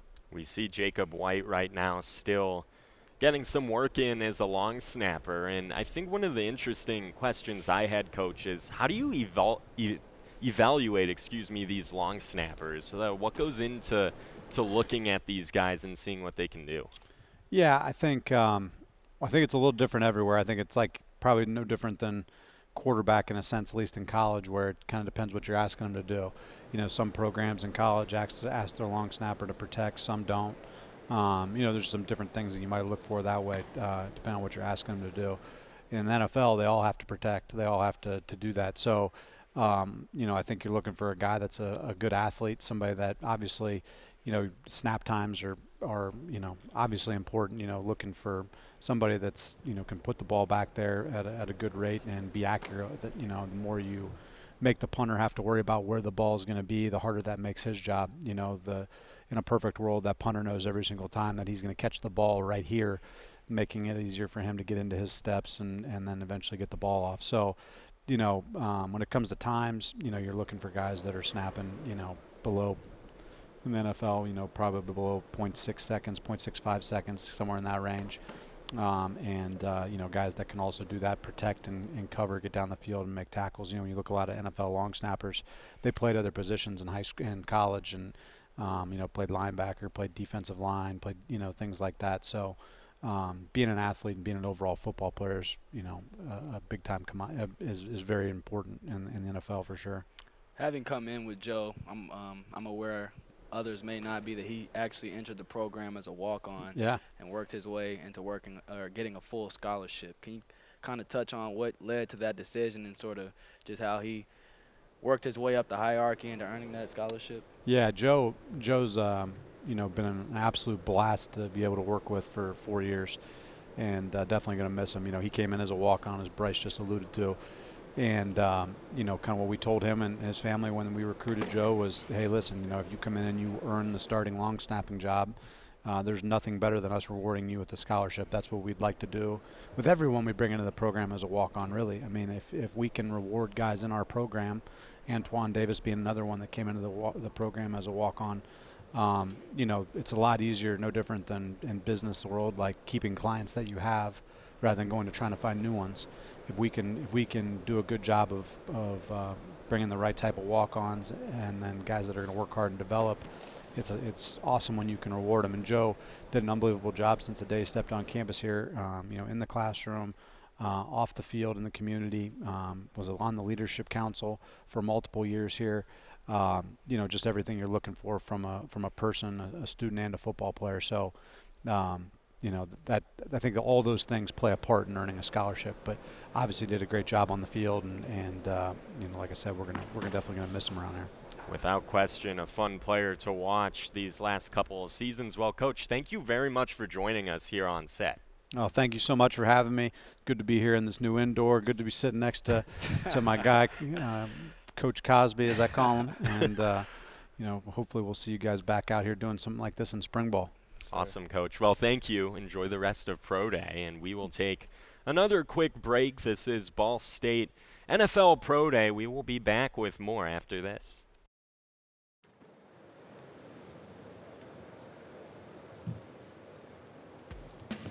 Caleb Huntley, a 5'10", 229-pound senior running back out of Atlanta, Georgia, was a dominant force in the MAC throughout his career.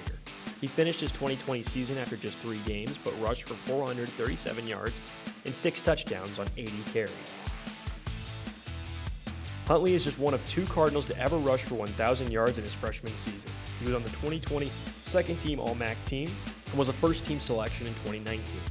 Across 33 games in his Ball State career, Huntley rushed for 2,902 yards and 21 touchdowns. Huntley finishes his Ball State career 7th all-time in rushing yards and 10th in touchdowns scored.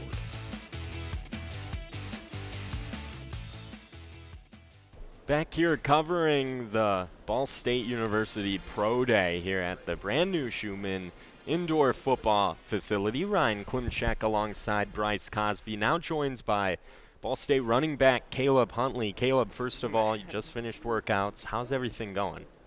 Everything been pretty good. I came in, I wasn't feeling too good. I've been kind of sick for 2 weeks, but my mindset going in was just do what I came to do, and that's compete like I always do. So I feel like I did that today. You talk about competing. I've talked to people prior to you being here just about your work ethic. Me being around you for 4 years, I think back when we first came in together, I can remember calling my mom during camp, like, Mom, this dude I came in with, he plays running back. He's running over. It's our true freshman year. He's running over seniors. This is crazy. I've never seen nothing like it before. But just talk about your mentality as a runner, because it's honestly something I've never seen before. I'd be dismissed to say I didn't admire, you as a player and sort of everything you bring to the table. I love the way you play the game. So sort of just talk about, where that mentality came from and the chip you carry on your shoulder every time you take the field. First of all, I want to say that's love. You already know how he is, how we rocking. Bros for life. If you need me, I'm here for you. For sure. And just like you admire my game, I admire yours as well, because there was nobody coming in as a freshman that was, as complete as you. Like, you already knew what to do, where to be on the field, and you controlled everything. You demanded perfection. So you already know it's love this end too. But just my mindset and that chip on my shoulder just comes from coming from nothing. Like, growing up, I ain't have much, but I knew that work ethic would carry me far. So all I knew was go hard, everything that I did, and that's the same mentality I brought to Ball State, and that's why every time I get up and do something, I do it to my fullest potential, because I don't know if I'm going to be able to do that the next day or after that. So that's where it comes from. And Caleb, why do you think you've been able to have so much success the last couple of seasons here and really throughout your Ball State career? Honestly, just I say it's God more than anything. God, belief, faith, and just that work ethic.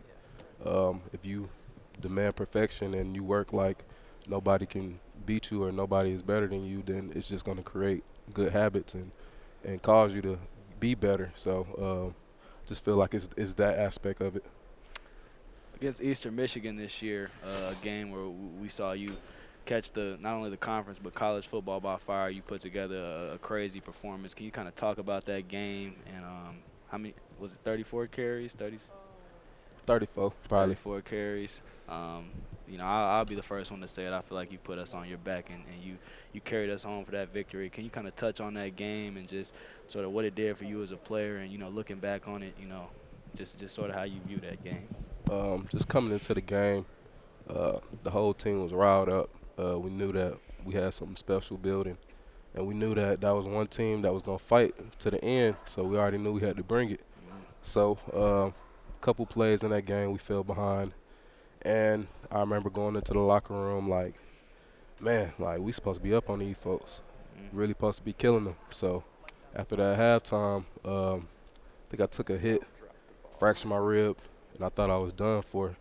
I ended up popping back up and scoring the next play. Then off of that momentum, I just knew that we could win the game. So you said I put the team on my back. It's really like I needed to do that to get that win for us, because I knew that y'all would do the same thing for me. So it's that camaraderie that we had together that caused me to have a good performance, and the defense following up and piggybacking on me, because couldn't have did that without the defense or the offense. We just worked together as a team to get that dub, and that's how I looked at it. For me, it's never about the accolades or how I did. It's all about winning and what I can do for my brother. So that's what I was thinking about that game. You mentioned fracturing your rib. Obviously, unfortunately, that ended your season. As a team, we knew that if you could go, you would, but you had to make the best decision possible for you, and that leads you here. I know you went to Florida to train. Can you kind of talk about that experience and about you getting back healthy? And now, I mean, you're looking good, you're looking lean. So can you talk about that experience? That experience for me was hard. It was tough because, I mean, obviously I didn't want to leave y'all up here to, kind of fend, but I knew that the team was in good hands because we had more than capable guys behind me to get the job done, and that's what happened. But I ended up going to Florida and rehabbing and stuff like that. But really, I was just at a place where they could give me the best treatment that I needed, make sure I was doing the right exercises for recovery, and just me being down there, it prompted me to be better. Like, I was around dogs every day, just working on the small things, and those small things began to build, and I start seeing myself getting better at things that I might not have been good at first.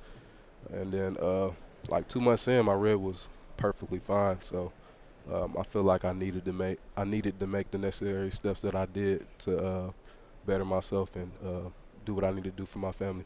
And Caleb, we'll end on this note. What has sort of been the best part of this overall experience for you as a player? I'm going to say coming back and seeing my brothers. It's been a long time, been a long 4 months, just been able to see the guys that I share blood, sweat, and tears with every day, just to see a smile on their face and just to see this beautiful indoor that we didn't have 4 years ago. It's just crazy because 4 years ago we would be outside doing a pro day. Like, every event would have been outside, and now we just got this nice, beautiful facility with nice, lush green turf. Like, it's just crazy, and I'm grateful for Ball State to have given us this because we definitely need it. And I feel like it's going to be a stepping stone of us doing something even greater.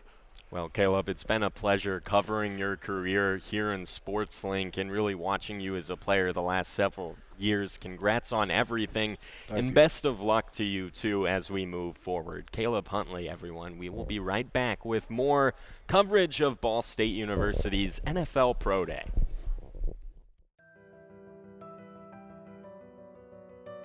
As a kid, it was always active. My grandma always had me playing out in the yard. I had like a sandbox and stuff like that, so I'd be out there for hours. And growing up, I'd be outside hanging around a lot of older kids. That's how I kind of got introduced to football, always playing football in the streets and just with the older kids. My relationship with my grandma was very good. She was basically my mother because my mother had me at a very young age, so she was the one who stepped up and was providing more of a mom figure to me. I'm a grandma's boy and I always will be, so that is my favorite person.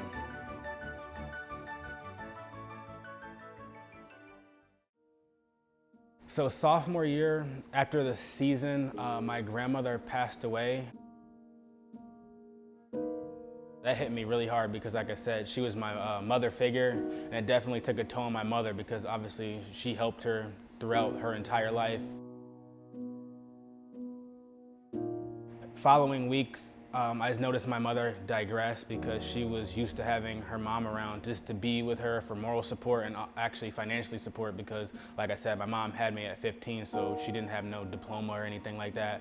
So a couple weeks, I have noticed like sometimes we really didn't have a lot of food. Sometimes like the lights would be off and heat and stuff like that. So I was a high school student and I wanted to have fun, and I know high school students can get expensive, especially in the area we lived in. So I took it upon myself to tell her to take care of my little brother and herself, and I would figure it out and make it on my own.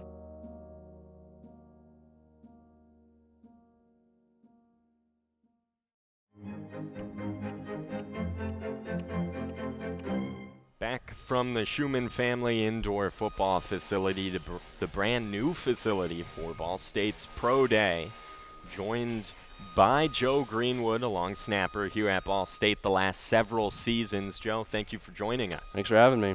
So you just finished your workouts in front of these NFL scouts. What was sort of going through your minds really leading up to this day first, and then during the events that took place here today? Leading up to today, it was just perfecting my craft, snapping 3-4 times a week, getting ready. Today, nothing really went through my mind. I was just snapping, doing what I do. That was it. Talked about perfecting your craft in terms of snapping. I talked to Coach Doherty prior to talking to you. Yeah. I know snapping is it's all about technique. Can you sort of further that? I think there's a misconception behind long snappers that it's just getting the ball to the punter or getting the ball to the holder. Can you kind of touch on that? Yeah. So what Bryce was saying, I got heckled for 4 years because apparently my job was the easiest thing ever. But no, it's hard. Everyone thinks they can do it, but once you get back to 14, 15 yards, it's pretty hard. Starts with your stance, like that's got to be even, and then every snapper is different. So I'm pretty unique. I'm not like a Rubio guy. I'm not saying there's anything wrong with him. I don't use my legs that much. I'm more upper body, triceps. So it's about that, just your grip, follow through, and then getting up the block. I know we talked about with some of your other coaches about the fact that you played multiple positions in high school coming into college. Was long snapping something you always really wanted to do, or was it a position you kind of got put into and excelled at? So I transferred high school, was in junior year. They needed a long snapper, and I had no idea what I was doing. And I was like, I'll give it a shot. Did it. They were like, you're pretty decent. You should get a coach. I said, okay. So at the time, I talked to my quarterback coach. He knew a guy, got connected with him. And then senior year till now, I've been with him, and just it's taken off. Never would have expected it. Talked about taking on long snapping with little to no experience. Your teammate, or former teammate, Jacob White, I mentioned to them, I saw you all, I think our junior year, he kind of started to approach you and teaching him how to long snap. Can you sort of give us a background behind how that came about and where it is now? I'm not really sure how it started. I just remember he came over one practice. He was like, hey, like, I want to learn how to do this for NFL. I was like, all right. So that was a pretty rocky, like, first couple times. But, I mean, he's gotten a lot better. I know he came over to Ohio 4 times to work with me and my coach. And he snapped pretty good. Yeah, he's doing well. What position do you see your friend and teammate Jacob sort of being as he moves into that next level? I mean, from today, I could see him doing anything like linebacker, fullback. I mean, he's making himself really marketable with long snapping too. He's got a good body for it. He's 6 foot 230. I mean, that's prototype. So I could see him doing anything. I talked to Coach Doherty as well, and some may not know you came in the program as a walk-on. You worked extremely hard. I saw it on an everyday basis, and worked your way up and was able to earn a full scholarship. Can you sort of recant that moment and sort of talk about, how that felt and, sort of just that experience within itself? Excuse me. So Doherty tipped it off. It was Christmas Eve after sophomore season, and he was like, hey, good job on your grades this semester. I was like, thanks. And he was like, Merry Christmas. And I texted back. I was like, it's Christmas Eve. He was like, hey, let me call you here in a second. And I was like, all right. He calls me. I forget what he said, and then New comes on. I was like, oh. Pretty much told me, like, doing a great job and getting on scholarship. And it was a great moment because coming in, like, I had no aspirations playing college football. Like, I didn't think I was, let alone D1. So it was pretty humbling and exciting, to be honest. And Joe, we'll leave you with this kind of question to end on. What has been your biggest takeaway from this overall experience, and what has been the best part of this experience in getting ready and being able to participate in front of these scouts? I think the biggest takeaway is just the details. Like, every day it's the same thing. And it gets boring, but, I mean, you got to do it. Like, every day was the same day for me. I had Chipotle every day for lunch because I knew I needed it. It was healthy. Yeah, just the details. And then we'll see what happens now until draft and go from there. Well, Joe, thank you for joining us. It's certainly been fun to watch you the last couple of years and in talking to you, and best of luck to you moving forward. Thank you. I appreciate it. More Ball State Pro Day coverage coming next.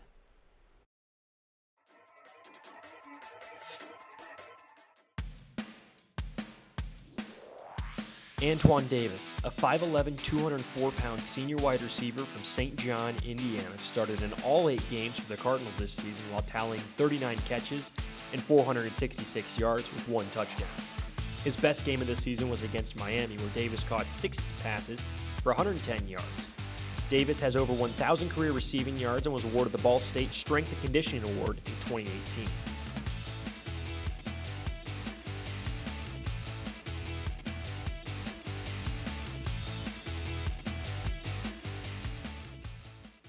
Back here from the Schumann Family Indoor Practice Facility, Ryan Klimcak alongside Bryce Cosby, joined by wide receiver Antoine Davis. Antoine, you had a good workout out there in front of the scouts, ran some drills. What was sort of going through your mind throughout this entire day and throughout this entire process? Really, I just kept God first and trusted my technique. I've been doing this a long time, preparing for this, so it was just key for me to stay focused and worry about one drill at a time and not really focus on the time or number. You just got to do it, because if you think too much, you'll get in your head and that'll mess you up. I know after the initial testing between, the 40s, the verticals, things of that nature, I could see it in your eyes and just, your demeanor that you were anxious to get to the field work. Can you kind of talk about, your confidence in your game on the field? I've seen you work tirelessly, after practice on your routes, on your hands. We spoke about your hands earlier. Just talk about your approach towards your game and, how personal you take this field work. Yeah, definitely. I was looking forward to getting on the field. Like, the testing is what it is. I felt like I did a good workout and produced good numbers. So going onto the field, that's where my comfort zone was, because like you said, I've been doing this a long time in the summertime, practicing the top of my routes, all that stuff. So when I got on the field, I had ultimate confidence going into it. I've been working out these routes for a long time, so that's where I really showed the scouts, the money maker. That's where I really made my money, because I feel like at the end of the day, you got to play football. It's not about getting in no three-point stance, running no 40-yard dash. How you going to react in full pads with people tackling you and you have to run around people? It's all about the football stuff. I talked to Coach Lynch about your hands, your catch radius. I've seen time and time again where we've had practice together, and, I'm a DB. One of my corners, maybe even me, I'll be in position, and Twan will miraculously come down with it. And same thing in games. Kind of talk about what you did personally to get your hands to the point where they are today, and sort of just the miraculous attention to detail and, honing in on your craft that got you to this point, and in turn, granted you this opportunity for this pro day and this attention from NFL scouts. Yeah, definitely. The first thing I want to say is just thanking God, because without God, I wouldn't be here. He gives me this talent. He blessed me with it. But in order to increase that, I had countless hours of doing a lot of tennis ball catching, just different type of tracking stuff with the ball. A lot of countless hours going into it. It's crazy to think I went from D2 to Ball State to all this now. So, I just am never satisfied, meaning I'm always going to keep working, and I'm always going to keep continuing to be better than I was yesterday. And what do you think it was that has allowed you to grow into the wide receiver you became here at Ball State? I just think it's a lot with me growing and a lot of my teammates and my coaches pushing me. Like Bryce said, I feel like our defense and going against guys like Bryce, Antonio, AJ and stuff like that, that really pushed me to become better. And then when I got in the field, it was easier because I was playing with the best of the best. They would push me. Anytime I would mess up, I'd go to them and ask them what I did wrong, and they would tell me. So I just think it was a lot of the competitive atmosphere that the offense and defense brought in practice. You received the Strength and Conditioning Award while you were here at Ball State. Can you kind of talk about your approach to the weight room and how serious you took it and how you were able to reap the benefits of that on the field? Yeah, definitely. I think the weight room is extremely important, just because if you're a fast guy, why not be fast and strong? So I just feel like the weight room can separate you, because if it's all fast guys and there's one guy that has both, then obviously he has an advantage. So I think it's really important to strive in the weight room, not only for your strength-wise to be able to out-dominate your opponent, but injury-wise. It prevents a lot of injuries and stuff like that, making sharp cuts, putting your body in weird positions, especially on the vertical, because like looking at videos, it's weird when you land, because you'll land on one foot and like your leg is like twisted, and you're like, how did I not just rip something open? Right. It's insane how much the weight room helps you with preventing injury. And I know these NFL scouts are sort of running the show here at these pro days. Was there anything that sort of had you unexpected or caught you by surprise? No, not really. I just know and got told that sometimes they might try to rush you through drills. So if I needed time and I wasn't ready, I'd just tell them, give me a minute. I need to get ready and get prepared. Have you received what's some of the feedback you've received from the scouts that you've talked to through this process, and that's what they like about your game and what they like that they've seen on film from the past season? I would say they like the way I catch the ball and I attack the ball. I would say my catch radius and my route running. Another thing I feel like I bring to the table is like yards after catch. I'm not going to go down after the first contact, the first guy comes. So I just feel like I have a lot to bring to the table, and it's even more than they've seen, so I'm just ready.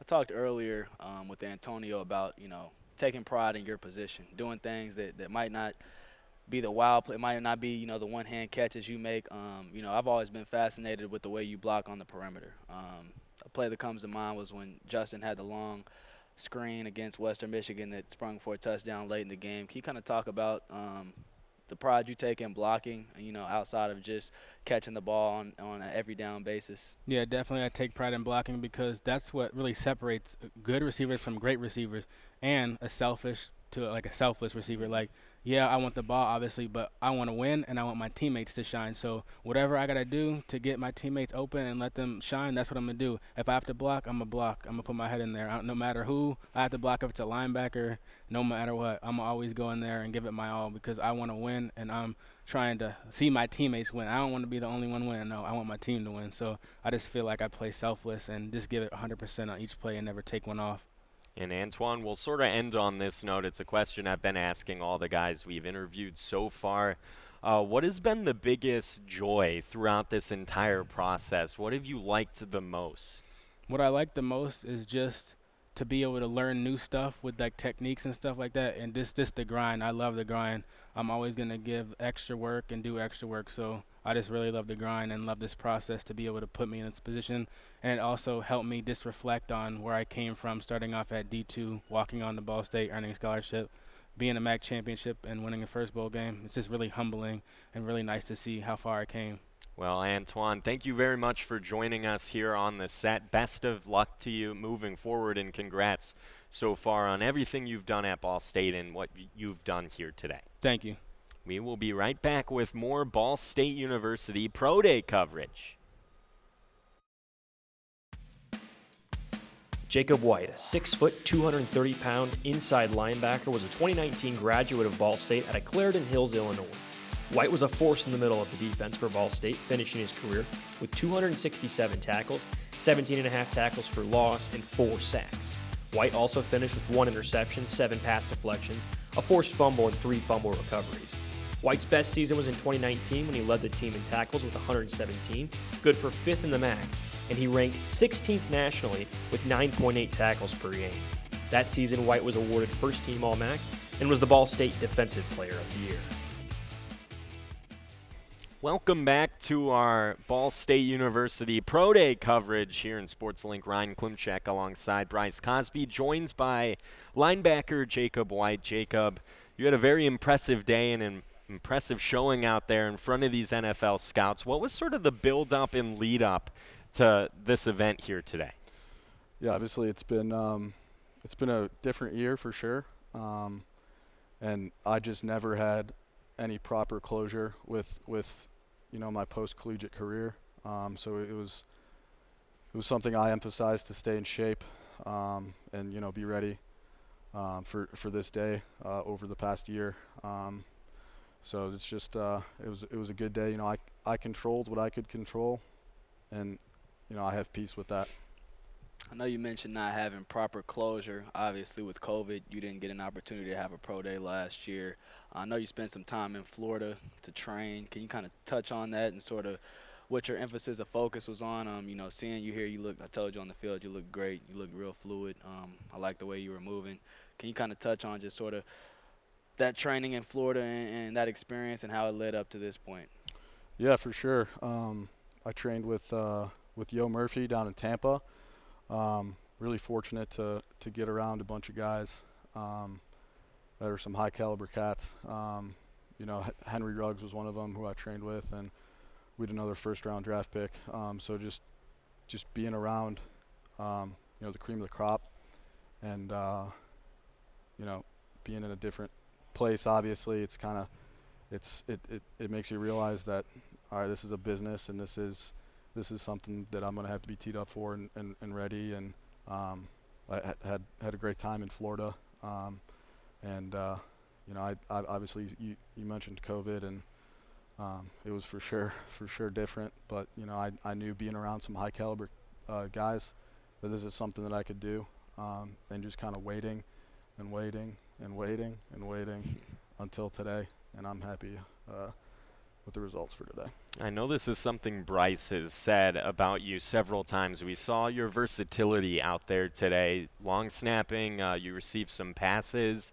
Who sort of got you started in that mindset of wanting to do many different things, or was it you just internally that decided I want to do as many things as I possibly can to make myself more valuable? I know that it's a business, right? So if there's, if I have a maximum amount of value add to an organization, that's something I kind of realized senior year, and I started long snapping a little bit senior year, just knowing that, I'm not 6'4", 250, right? And that's fine. That I am who I am for a reason, and I wouldn't change anything. But the more you can do, the better. Mm-hmm. And that's something that I realized my senior year. And so just constantly just chopping wood with doing different things and long snapping. Obviously, long snapping is not something you just kind of pick up and do. It takes time, and it's difficult. And there's been some ups and some downs, but I knew it was something that I had to do today, and show all these teams that the versatility is there. I'm 3 players in one. I could play linebacker. I could do a fullback. I could put some weight on and play fullback. I think I was 31 today, so I can be 240 like that. Play some fullback, and be kind of that crazy guy running down on kickoff too. And whatever value add for a team, I'm all for. What position would you say you want to play the most? Where do you think you personally fit onto an NFL roster? It's going to sound cliche, but wherever I'm needed, like I said, it's a business. I don't have that choice. So, with that being said, if a team needs me anywhere, I'm there. Let's roll. And that's kind of the way I see it. I played a little quarterback in high school, and I was a fullback in high school, and basketball player. And then baseball as well, so I can do whatever's needed of me. I think I have a lot of good instincts as a linebacker, and that's what I played here. And playing with this stud here, who's the quarterback of the defense, and I'm so happy that I was able to kind of hand the keys over in a sense, I guess, and let him be in charge of that back end and be the voice for the team. I wouldn't want anyone else to be that guy kind of driving the car, and that's Bryce Cosby. I talked to plenty of people. I talked about the love, the passion you have for the game. I told people you were the unsung hero of all of this. Antonio talked about how you were kind of the big brother that showed us the way. You gave me hard love at times, just like you gave me, the pat on the back when I needed it. Can you kind of detail some of the sacrifices and just things you had to go through in this program to see all this into fruition now and the outcome of, obviously a championship, but I don't think people realize some of the things you, Danny Penner, people of that nature had to go through to get the program in the position that it is now. Yeah, for sure. I don't know if you saw the Last Dance, but there's an episode where, MJ people talk about him being the villain, right? And some his teammates didn't really like him, right? But he had the foresight to understand that he was going to push people and get in people and push people. Maybe get in some people's face and understand that it's the long game that he's playing, and in terms of accountability. And that's kind of like what I did.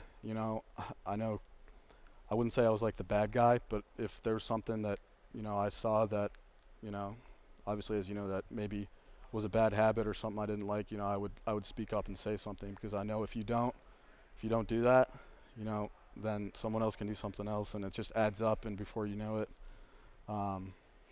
you're not accomplishing the goals that you set out. So leadership has a price. Leadership has a price, and maybe the price is friendships. Maybe it's something else. I don't know. But at the end of the day, when I look back at my career, and you're the same, in 20 years we come back for the 20-year golf outing. You're going to have a peace of mind knowing that you held everyone to a standard, and you made everyone accountable, and that translated into a championship season. So I didn't make any halftime adjustments this year. I didn't make any tackles this past year. That was you guys. Appreciate so you deserve everything you guys have had, and I couldn't be prouder. I'd be lying if I said I didn't shed a tear when you guys were holding up trophies. So yes, sir. It has been a magical year for y'all. Well, Jacob, we certainly appreciate you joining us here on the set on this special day and big day for you guys out there in front of these NFL scouts. And congrats on a terrific Ball State career, and congrats on all the hard work you've put in leading up to this point, and good luck to you in the future as we move along here. Yeah, thanks for having me. Really appreciate you guys setting this up. SportsLink obviously is best in the country. I think it's not even close. So, thanks for having me. Well, awesome. Thank you, Jacob. Jacob White, everyone, linebacker for Ball State. We will be back with more Ball State University Pro Day coverage.